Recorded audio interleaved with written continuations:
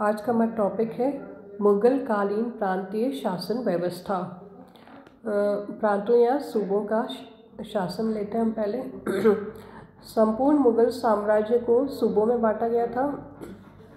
अकबर ने 1580 में अपने संपूर्ण साम्राज्य को 12 सूबों में विभाजित किया, किंतु शासनकाल के अंतिम समय में दक्षिण भारत के बरार खानदेश एवं अहमदनगर की विजय के पश्चात सूबों की संख्या बढ़कर 15 हो गई, किंतु अबुल फजल ने अपने आईन अकबरी में केवल 12 सूबों का ही वर्णन किया है। इस प्रकार अकबर के समय में सूबों की संख्या 15 थी, जो शाहजहां के काल में 18 और औरंगजेब के समय तक 20 हो गई थी। प्रत्येक सूबे की अपनी पृथक राजधानी थी, जहां सूबे के शासन का प्रधान सूबेदार रहता था।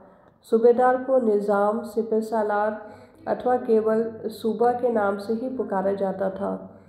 प्रांतीय शासन व्यवस्था का ढांचा केंद्रीय शासन व्यवस्था के समान ही था। डॉक्टर सरकार ने लिखा है, मुगल सूबों में शासन व्यवस्था केंद्रीय शासन व्यवस्था का लघु रूप थी।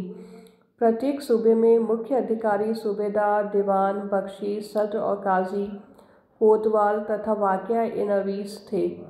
किसी प्रांत में दरोगा या तोपखाना और मीर बहर नामक अधिकारियों की भी नियुक्ति की गई थी। अकबर ने अपने दीवान को विस्तृत अधिकार दिए थे और सूबों के सभी दीवानों को वजीर की प्रत्यक्ष अधीनता में कर दिया था। उसका उद्देश्य सूबेदार की शक्तियों को दीवान की शक्तियों से संतुलित करके सूबे के विद्रोह की आशंकाओं को समाप्त करना था। मुगल बादशाहों ने प्रांतों को अपने नियंत्रण में रखने के लिए अन्य साधन भी अपनाए थे।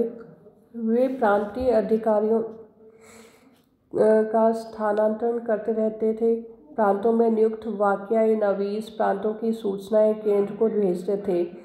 डाक चौकियों की व्यवस्था भी मुगलों के समय में उचित थी और समय समय पर बादशाह भी प्रांतों का दौरा करते थे। शक्तिशाली मुगल बादशाह प्रांतों को अपने अधीन रखने में सफल रहे, परंतु उत्तरकालीन मुगल बादशाह इस व्यवस्था को स्थापित न कर सके, बल्कि कुछ अवसरों पर निज़ाम और दीवान के पद एक ही व्यक्ति को दे दिए गए। बहादुर शाह के समय में बंगाल, बिहार और उड़ीसा के सूबेदार मुर्शीद कुली खां को दीवान के अधिकार भी दिए गए थे। इसके परिणामस्वरूप बंगाल को मुगल साम्राज्य से पृथक होने में सरलता हुई। सूबेदार सूबे के शासन का प्रमुख अधिकारी था। अपने सूबे में उसकी स्थिति एक छोटे बादशाह के समान थी। राज्य के बड़े मनसबदार को ही इस पद पर नियुक्त किया जाता था। उसके साथ एक बड़ी सेना होती थी। उसे अपने सूबे में एक बड़ी जागीर भी प्राप्त होती थी। सूबे में शांति और सुरक्षा की व्यवस्था, प्रजा के हित की रक्षा और वृद्धि, फौजदारी मुकदमों का निर्णय करना, विद्रोहों का दबाना, पुल, सराय, सड़कों आदि की सुरक्षा और निर्माण, सूबे में स्थित अधीन राज्यों से राज्य कर की वसूली आदि उसके विभिन्न कार्य थे। सूबेदार सूबे में बादशाह का प्रतिनिधि था और सूबे में उसकी प्रतिष्ठा एक छोटे बादशाह के समान थी। सूबे के सभी अधिकारी उसके अधीन होते थे और बादशाह उनकी नियुक्ति, पदोन्नति, स्थानांतरण आदि सूबेदार की सलाह से करता था। सूबे में उसके अधिकार केवल सूबे के दीवान के आर्थिक अधिकारों से ही सीमित थे, अन्यथा अपने सूबे में वह पूर्ण शक्तिशाली था।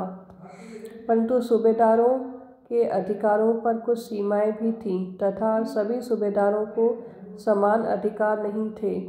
बादशाह अपनी इच्छा से सूबेदार के अधिकारों पर कोई भी सीमा लगा सकता था अथवा किसी सूबेदार को कोई विशेष अधिकार दे सकता था।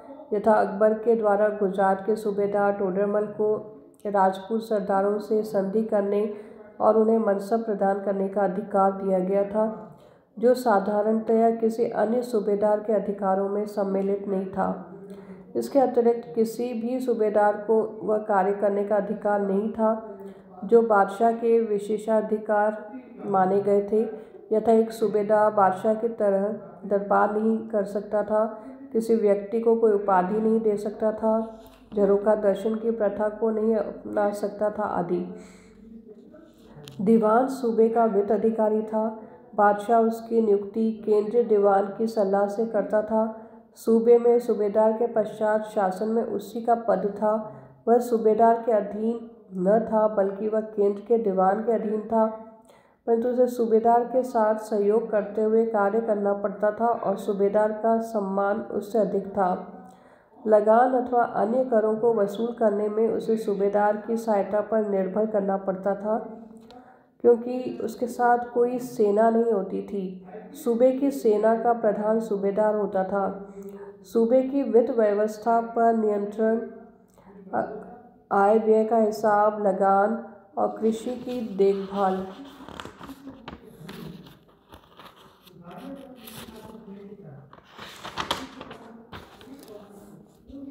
अधीनस्थ वित्त अधिकारियों पर नियंत्रण, सूबे की आर्थिक स्थिति की सूचना केंद्रीय सरकार को देना तथा दीवानी मुकदमों का निर्णय आदि दीवान के प्रमुख कर्तव्य और अधिकार थे। बख्शी सूबे का मुख्य उत्तराधिकारी था। सूबे की सेना की देखभाल करता था। केंद्र के मीर बख्शी की सलाह से उसकी नियुक्ति की जाती थी। सूबे की सेना की संख्या, उसका संगठन, नियंत्रण, रसद आदि की व्यवस्था इसके अधीन थी। बख्शी को कभी कभी सूबे का वाक़या-ए-नवीस भी बना दिया जाता था। ऐसी स्थिति में वह सूबे की सभी सूचना केंद्रीय सरकार को भेजता था और उसका पद अधिक सम्मानित एवं प्रभावशाली बन जाता था। वाक़या-ए-नवीस सूबे के गुप्तचर विभाग का प्रधान था और इस दृष्टि से सूबे के शासन की प्रत्येक सूचना, यहाँ तक कि सूबेदार व दीवान के कार्यों की सूचना भी वह केंद्रीय सरकार को भेजता था। यह अपने अधीन गुप्तचरों और संदेशवाहकों की नियुक्ति करता था तथा उनसे सूचनाएं प्राप्त करता था। इसके अतिरिक्त केंद्रीय सरकार अपने पृथक गुप्तचरों अथवा खुफिया नवीसों की नियुक्ति भी सूबों में करती थी। कोतवाल सूबे की राजधानी तथा बड़े नगरों में शांति और सुरक्षा, स्वच्छता और सफाई, यात्रियों की देखभाल आदि करता था। उसकी राजधानी अथवा नगर संबंधी अधिकार काफ़ी विस्तृत होते थे। वह एक सैनिक अधिकारी था और उसकी अधीनता में पर्याप्त सैनिक रहते थे। सदर और काजी साधारणतया सूबे में एक पद का ही व्यक्ति होता था, जो सद्र अथवा मुख्य काजी के नियंत्रण में कार्य करता था। सदर की हैसियत से वह प्रजा के नैतिक चरित्र और इस्लाम के कानूनों के पालन की व्यवस्था करता था तथा काजी के रूप में न्याय करता था। अपने अधीन काजियों के कार्यों की देखभाल और योग्य व्यक्तियों के नामों की सूची बनाकर केंद्रीय सदर को भेजना भी उसके कार्य थे।